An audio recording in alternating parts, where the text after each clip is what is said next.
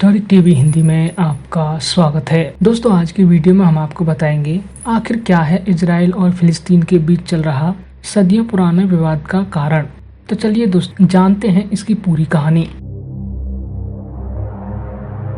7 साल बाद एक बार फिर इजराइल और फिलिस्तीन एक दूसरे के आमने सामने हैं। लगातार हो रहे हवाई हमलों और गोलाबारी के बीच एक बार फिर दोनों के बीच युद्ध जैसे हालात बन गए हैं। साल 2014 में दोनों के बीच युद्ध हुआ था, जो कि 50 दिनों तक चला था। ऐसे में बड़ी संख्या में जो मारे जा रहे बेगुनाह लोगों की तस्वीरों को देखने के बाद हर कोई ये जानना चाहता है कि आखिरकार इजराइल और फिलिस्तीन के बीच के विवाद की जड़ क्या है। ऐसा क्या है जिसके कारण दोनों के बीच के संबंध सामान्य नहीं हो पा रहे हैं और दोनों एक दूसरे के खिलाफ युद्ध के मैदान में उतर आते हैं।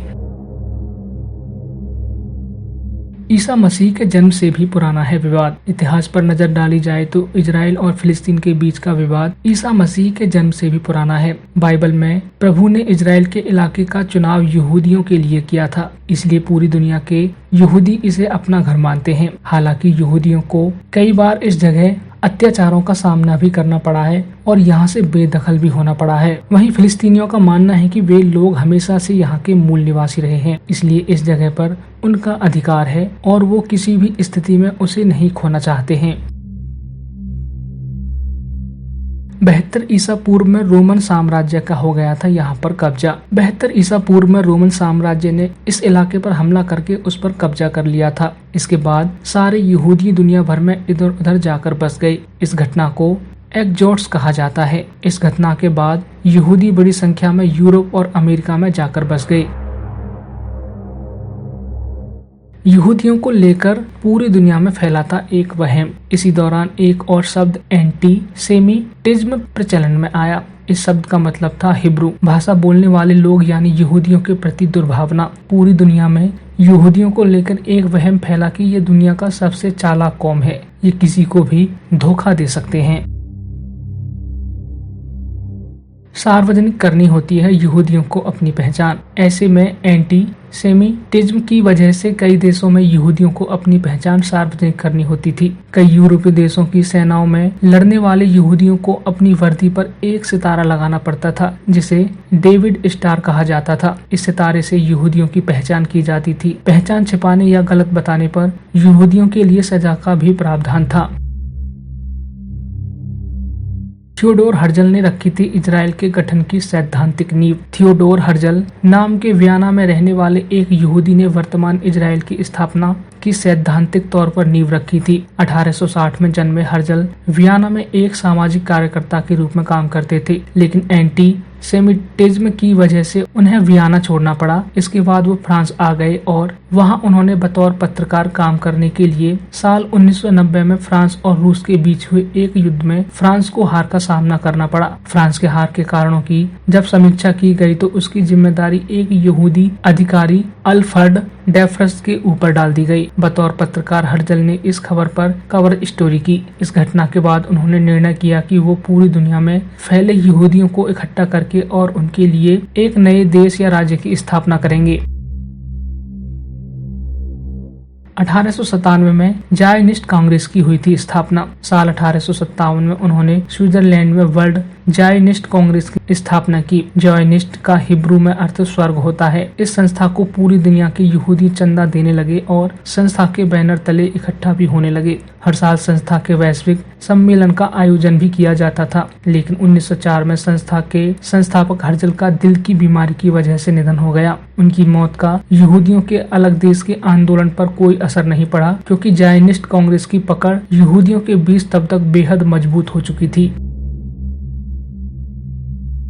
ब्रिटेन और यहूदियों के बीच हुआ बालफोर समझौता। उस दौर में तुर्की और उसके आसपास के इलाकों में ओटोमैन साम्राज्य का परचम लहराता था, लेकिन 1914 में प्रथम विश्व युद्ध की शुरुआत हुई और विश्व युद्ध के दौरान यहूदियों और ब्रिटेन के बीच बालफोर समझौता हुआ। दोनों के बीच हुए समझौते के मुताबिक यदि युद्ध में ब्रिटेन ओटोमन साम्राज्य को हरा देता है तो फिलिस्तीन के इलाके में यहूदियों के लिए एक स्वतंत्र देश की स्थापना की जाएगी। ब्रिटेन ने पूरा किया अपना वादा और शुरू हुआ आधुनिक संघर्ष। इस समझौते के बाद ज़ायनिस्ट कांग्रेस को लगा कि अगर युद्ध के बाद ब्रिटेन अपना वादा पूरा करता है तो नए देश की स्थापना के लिए इलाके में बड़ी आबादी की मौजूदगी जरूरी है। ऐसे में यहूदियों ने अपने देश को छोड़कर धीरे धीरे फिलिस्तीन के इलाके में बसना शुरू कर दिया। लेकिन युद्ध में जीत के बाद ब्रिटेन ने देश बनाने का वादा पूरा किया, लेकिन यहूदियों को इस इलाके में बसने में मदद की और उन्हें यहाँ बसाने के लिए तमाम तरह की सुविधाएं और संसाधन उपलब्ध कराए। इसके साथ ही फिलिस्तीन और यहूदियों के बीच आधुनिक संघर्ष की शुरुआत हुई।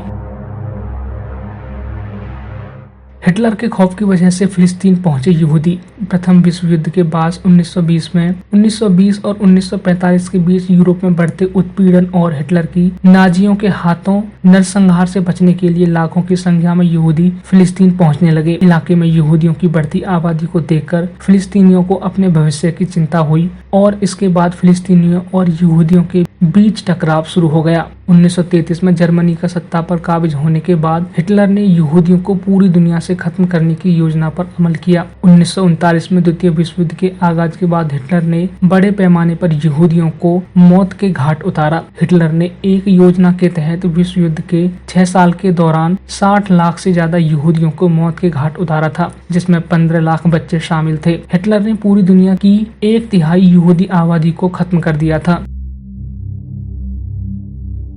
संयुक्त राष्ट्र ने कर दिया था इलाके का बंटवारा। दूसरे विश्व युद्ध के बाद फिलिस्तीन पर शासन कर रहे ब्रिटेन के लिए दोनों गुटों के बीच संघर्ष को संभाल पाना मुश्किल हो गया। ऐसे में वो इस मामले को नवगठित संयुक्त राष्ट्र में ले गया। संयुक्त राष्ट्र ने 29 नवंबर 1947 को द्विराष्ट्र सिद्धांत के तहत अपना फैसला सुनाया और इस इलाके को यहूदी और अरब देशों में बांट दिया। यरूशलेम को अंतर्राष्ट्रीय शहर घोषित किया गया। यहूदियों ने इस फैसले को तुरंत मान्यता दे दी और अरब देशों ने इसे स्वीकार नहीं किया। इसके बाद 1948 में अंग्रेज इस इलाके को छोड़कर चले गए और 14 मई 1948 को यहूदियों का देश इजराइल वजूद में आया।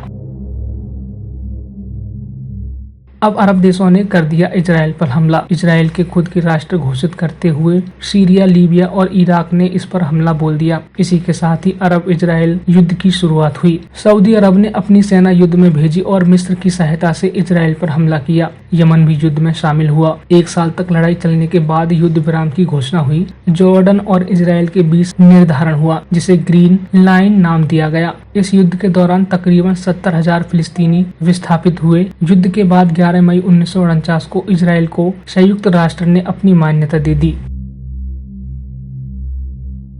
1967 के युद्ध में किया गाजा और वेस्ट बैंक पर कब्जा। 1947 में एक बार फिर अरब देशों ने मिलकर इजराइल पर हमला किया, लेकिन इस बार इजराइल ने महज 6 दिन में ही उन्हें हरा दिया और उनके कब्जे वाले वेस्ट बैंक, गाजा और पूर्वी यरूशलेम पर कब्जा कर लिया। तब से लेकर अब तक इजराइल का इन इलाकों पर कब्जा है, यहाँ तक कि यरूशलेम को वो अपनी राजधानी बताता है। हालांकि गाजा के कुछ हिस्से को उसने फिलिस्तीनियों को वापस लौटा दिया। वर्तमान में ज्यादातर फिलिस्तीनी गाजा पट्टी और वेस्ट बैंक में रहते हैं। उनके और इजरायली सैन्य बलों के बीच संघर्ष होता रहता है। तो दोस्तों, आज की वीडियो में बस इतना ही। ऐसी ही और महत्वपूर्ण जानकारियों के लिए लाइक, सब्सक्राइब और शेयर करना न भूलें हिस्टोरिक टीवी हिंदी।